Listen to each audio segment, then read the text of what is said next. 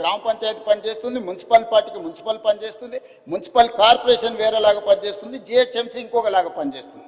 దీంతో అధికారుల మధ్యలో అవగాహనలో లోపం, ఈ అవగాహన లోపం వల్ల ఇచ్చే అనుమతులలో లోపం.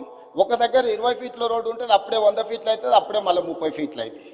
దీనివల్ల చెరువులను కాపాడలేకపోతున్నాం, కుంటల్ని కాపాడలేకపోతున్నాం, నాళాలను కాపాడలేకపోతున్నాం, రోడ్లను విస్తరించలేకపోతున్నాం. అందుకే కోర్ అర్బన్ రీజన్ మొత్తాన్ని ఒకే గొడుగు కిందికి తెచ్చి ఒకే రకమైన విధానాలతో పరిపాలన అందించాలి. జిహెచ్ఎంసీలో అయినా, సైబరాబాద్ మున్సిపల్ కమిషనరేట్లో అయినా, మల్కాజ్గిరి మున్సిపల్ కమిషనరేట్లో అయినా పరిపాలన మొత్తం ఒక గొడుగు కిందికి తెచ్చినాం, పరిపాలన సౌలభ్యం చేసినాం. ఒకసారి మున్సిపల్ కమిషనర్ ఏరియా ఒకలాగుంది, పోలీస్ కమిషనరేట్ ఇంకొకలాగుంది. అందుకే కోటర్మినస్ చేసినాం అధ్యక్ష. ఈరోజు Cyberabad commissioner, Cyberabad municipal commissioner, police commissioner కూర్చుంటే ఎగ్జాక్ట్గా బౌండరీతో సహా మున్సిపాలిటీలో జోనల్ కమిషనర్స్ను వాళ్ళని డీసీపీ వ్యవస్థలుగా చేసినాం. ఒక డీసీపీ ఒక జోనల్ కమిషనర్ కూర్చున్నాడంటే ఎగ్జాక్ట్గా ఒక ఇంచు కూడా, ఒక ఇల్లు కూడా తేడా లేకుండా ఏ నిర్ణయం తీసుకుని అమలు చేసేటట్టు, ట్రాఫిక్ కావచ్చు, నిర్మాణం కావచ్చు, లేకపోతే కాలుష్య నియంత్రణ కావచ్చు. సో ఈ రకంగా చేసుకున్నాం. మిగతా రంగారెడ్డి ప్రాంతాన్ని మనం ఫ్యూచర్ సిటీ కమిషనరేట్ కింద పోలీస్ కమిషనరేట్ చేసినాం అధ్యక్ష.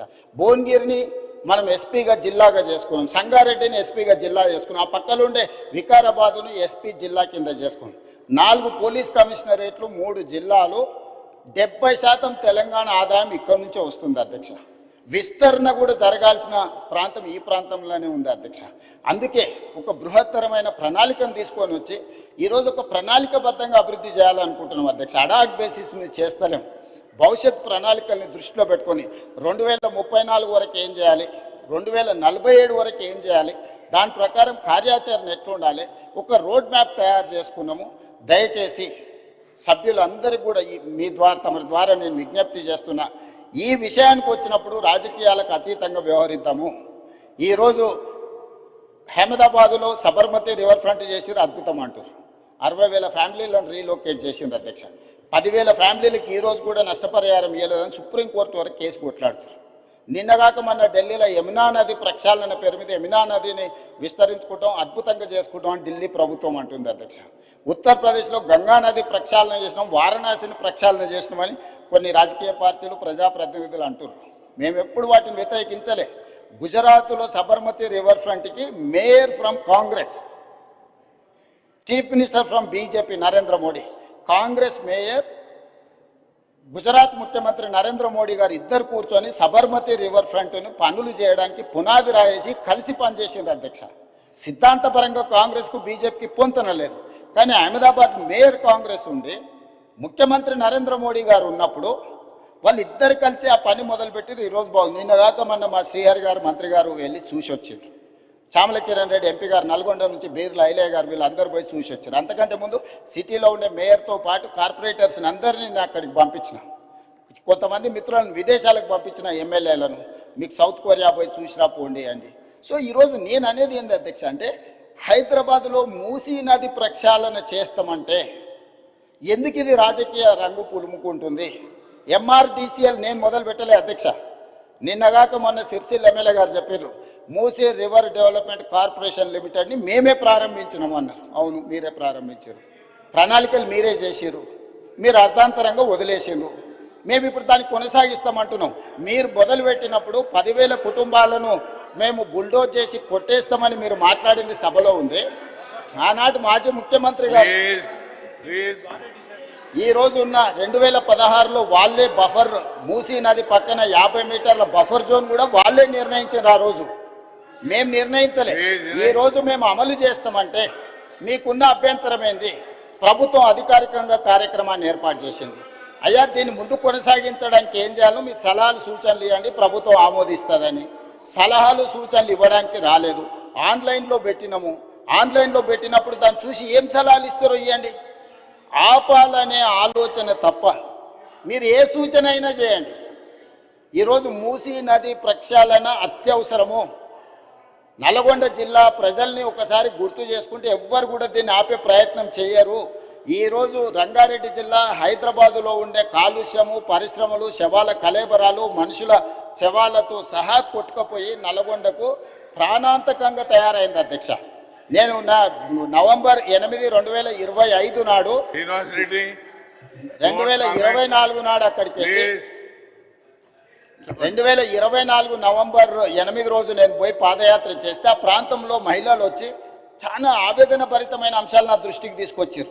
కొత్తగా పెళ్ళి అయితే పిల్లలు ఎవరు ఆ ప్రాంతంలో ఉండడం లేదు, అక్కడ పండించిన పంటలు తిన్నా, అక్కడ బోర్లలో నీళ్లు తాగినా పుట్టబోయే పిల్లల మీద విపరీతమైన ప్రభావం చూపిస్తుందని చెప్పి మహిళలు వచ్చి చెప్పినప్పుడు నేను ఆలోచన చేసిన అధ్యక్ష, వీళ్ళకు విముక్తి కలిగించాలి కదా, మనకు అవకాశం వచ్చినప్పుడు ఒక మంచి పని చేయాలి కదా, ఆ మంచి పని చేయడానికి మనం ప్రయత్నం చేయాలి కదా అని ప్రణాళికలు రచించినాం అధ్యక్ష. ఆ ప్రణాళికలలో మీరు అందరు చదువుకున్నోలే కదా, ఆడ డాక్టర్లు ఉన్నారు, మేధావులు ఉన్నారు, చాలా సంవత్సరాలు ప్రజల కోసం పనిచేసిన అని చెప్పుకునే వాళ్ళు ఉన్నారు. మీరు చదవండి, డాక్యుమెంట్లో మీరు సజెషన్ ఇవ్వండి. ఆపాలనేది కాకుండా ముందుకు వెళ్ళడానికి అవసరమైన మీ సలహాలు ఇవ్వండి. మీరు సలహాలు ఇస్తే మాకు అభ్యంతరం లేదు, ఆ సలహాలను మా ప్రభుత్వం స్వీకరిస్తుంది. అంతే తప్ప మేము చెయ్యలేము, మేము ఆపేస్తామనే విధానము ఎవరికి మంచిది కాదు. దయచేసి చైర్మన్ సార్, మీ ద్వారా ప్రధాన ప్రతిపక్షానికి నా సూచన ఒక్కటే, మీరు ఏం సలహాలు ఇస్తారో ఇవ్వండి, నిరభ్యంతరంగా మేము వాటిని స్వీకరిస్తాం. ప్రజలకు ఉపయోగపడేది ఉంటే 100% వాటిని అమలు చేస్తాం. మీరు ప్రాజెక్టును ఆపాలన్న ఆలోచన నుంచి బయటకు వచ్చి రాజకీయ ప్రయోజనము, రాజకీయ కక్షని పక్కన పెట్టేసి మీరు ముందుకొచ్చి ఏమైనా సూచన చేయండి. ఈ ప్రభుత్వం ఓపెన్ మైండ్తో ఉంది. ఒకవేళ నన్ను కలవడానికి మీకు అభ్యంతరం ఉంటే మా శ్రీధర్ బాబు గారు రంగారెడ్డి జిల్లా ఇన్ఛార్జ్ మినిస్టర్, పొన్నం ప్రభాకర్ గారు హైదరాబాద్ ఇన్ఛార్జ్ మినిస్టర్, ఆ మంత్రులతోనూ కమిటీ వేస్తా. డిప్యూటీ సీఎం గారు, శ్రీధర్ బాబు గారు, పొన్నం ప్రభాకర్ గారితో ఒక క్యాబినెట్ సబ్ కమిటీ వేస్తా. మీకు ఏమైనా సూచనలు ఉంటే క్యాబినెట్ సబ్ కమిటీకి సబ్మిట్ చేయండి. డెఫినెట్గా we will examine, we will take a final decision. ఈ కన్సెన్సస్ బిల్డ్ చేసి చేయాలనుకుంటున్నాం అధ్యక్ష. ఉన్న పలంగా మేమేదో కూలగొట్టేస్తాం, మేమేదో కట్టేస్తామని ఇట్లాంటి ప్రచారాలు మానండి. నిన్నగాక మన ఒక అపార్ట్మెంట్కి సంబంధించిన బాధితులు ఆపండి ఆపండి అంటారు. మేము అడగనే లేదు, మీకు ఈ ప్రాబ్లం ఉందని చెప్తున్నాం. మీకు సమస్య ఉంది, ఈ సమస్యను ఎట్లా కావాలనో చేయండి అని అంటే మీరు దాన్ని ప్రచారం కోసం వాడుకోకండి. ఈరోజు ఆడ గాంధీ సరోవర్ కట్టడానికి 98 ఎకరాలు డిఫెన్స్ ల్యాండ్ కేంద్ర ప్రభుత్వం ఇస్తుంది అధ్యక్ష. టూరిజం దగ్గర రాష్ట్ర ప్రభుత్వం దగ్గర ఇంకొక 100 ఎకరాల ల్యాండ్ దాదాపు ఉంది. ఆ అపార్ట్మెంట్స్ ల్యాండ్ తీసుకోకపోయినా ప్రభుత్వానికి ఆ ప్రాజెక్టుకి ఎలాంటి ఇబ్బంది లేదు. ఆ ప్రాజెక్టులో అపార్ట్మెంట్స్లో ఉన్న మిత్రులకు నేను చెప్పేది ఒకటే, 2005-06లో మీరు పర్మిషన్ తెచ్చుకున్నప్పుడు అది చిన్న నాలా కింద చూపించి 9 మీటర్ల బఫర్ జోన్ చూపించి మీరు అనుమతులు తెచ్చుకున్నారు. 2012లో 2016లో బఫర్ జోన్ 50 మీటర్లకు, అది మూసీ నది పరివాహక ప్రాంతం కాబట్టి 50 మీటర్ల బఫర్ జోన్ డిఫైన్ అయిపోయింది. 50 మీటర్ల ప్రకారం మార్క్ చేస్తే సగం అపార్ట్మెంట్స్ ఈరోజు బఫర్ జోన్లో ఉన్నాయి. రేపు భవిష్యత్తులో అది కొనుక్కోవడానికి అమ్ముకోవడానికి పనికిరాదు. రేపు భవిష్యత్తులో ఏమీ చేసుకోలేరు, మీకు నష్టం జరుగుతుందని మాత్రమే చెప్తున్నాము. వాళ్ళకి ఇష్టమైతే ఆ ల్యాండ్ ప్రభుత్వ అభివృద్ధిలో భాగస్వామ్యం ఇప్పుడు చేస్తే వాళ్ళకు నష్టపరిహారం ఇచ్చి ప్రత్యామ్నాయం చూపించడానికి మాకు అభ్యంతరం లేదు అధ్యక్ష. ఎవరిని నిరాశ్రయులను చేస్తలేము అధ్యక్ష. అధ్యక్ష నా సూచన ఒక్కటే అధ్యక్ష, నా సూచన ఒక్కటే,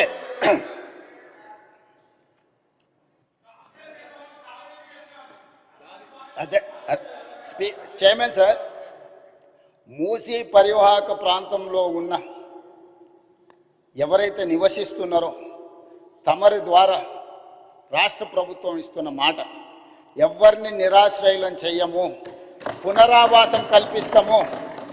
నిరాశ్రయులను చేసి వీధిలో పడేయడం వేరు, అభివృద్ధిలో భాగంగా నష్టపోతున్న వాళ్ళకు పునరావాసం కల్పించడం వేరు.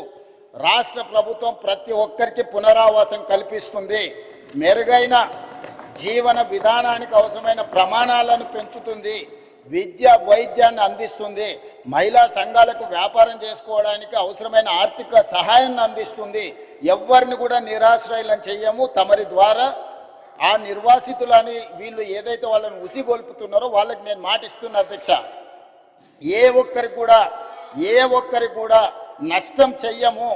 మీకు మెరుగైన వసతులను ఏర్పాటు చేసి మిమ్మల్ని తరలిస్తాము. కాబట్టి ప్రాజెక్టు నిర్మించుకుంటూనే దానివల్ల ఎవరికైనా ఇబ్బంది కలిగితే వాళ్ళకి ప్రత్యామ్నాయ ఏర్పాట్లు చేద్దాం అధ్యక్ష. మీరు స్పష్టంగా సభ్యులందరూ కూడా మీరు చెప్పండి అధ్యక్ష, నేను మీ ద్వారా మూసీ పరివాహక ప్రాంతంలో నివసిస్తున్న పేదలకు నేను అష్యూర్ చేస్తున్నా, నేను అసెర్టైన్ చేస్తున్నా, ఎవరు రాజకీయ ప్రయోజనాల కోసం మిమ్మల్ని ఉసిగొల్పాలన్నా మీ భావోద్వేగాలను స్వార్థ ప్రయోజనాలకు వాడుకోవాలనుకుంటే వాళ్ళ ఉచ్చులో పడకండి.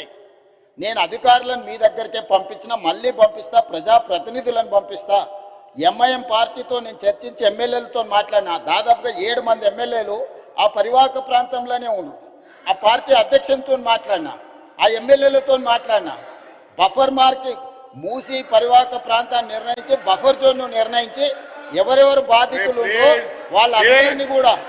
వాళ్ళందరినీ కూడా ఏ రకంగా వాళ్ళకు సహాయం అందించాలో ఆ సహాయాన్ని అందించే బాధ్యత ఈరోజు ప్రభుత్వం తీసుకుంటుంది.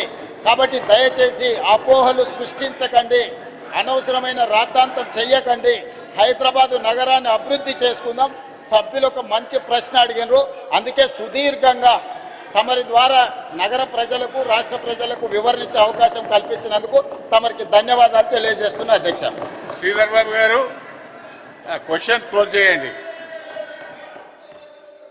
అధ్యక్ష, గౌరవనీయులు మహేష్ కుమార్ గౌడ్ గారు, దయాకర్ గారు చెప్పిన అన్ని అంశాలను కూడా గౌరవ ముఖ్యమంత్రి గారు రాబోయే కాలంలో హైదరాబాదు, గ్రేటర్ హైదరాబాద్కి సంబంధించి, మరి నగరాభివృద్ధికి సంబంధించి, ట్రాఫిక్ రద్దీకి సంబంధించిన అంశాల విషయంలో కూడా సవివరంగా వివరించడం జరిగింది అధ్యక్ష. ఇంకేదేమైనా గౌరవ సభ్యుల సూచనలు ఉంటే తప్పకుండా పరిగణలోకి తీసుకుంటాం అధ్యక్ష. Question number 4725 Mirza Riable Afandi breaks up. सवाल पेश कर रहा हूं. Honorable Minister. Sir, Chairman sir, for first question, yes sir, government wants to improve quality of training programs conducted by SETWIN. Yes sir, the state government is committed to transform QQSUDA to develop heritage-related infrastructure in old city of Hyderabad. For the question B, Adhyaksha, SETWIN currently offers 59 courses covering approximately 17,500 students every year. It is proposed to have more job-oriented courses with industry partnership, Adhyaksha. The Kuli Qutub Shah Urban Development Authority is formed during the year 1981 to carry out development of an old city of Hyderabad covering 8 assembly constituencies. Recently, with a focus on conserving and developing heritage structure and related amenities, QQSUDA has been given an enhanced mandate through GOM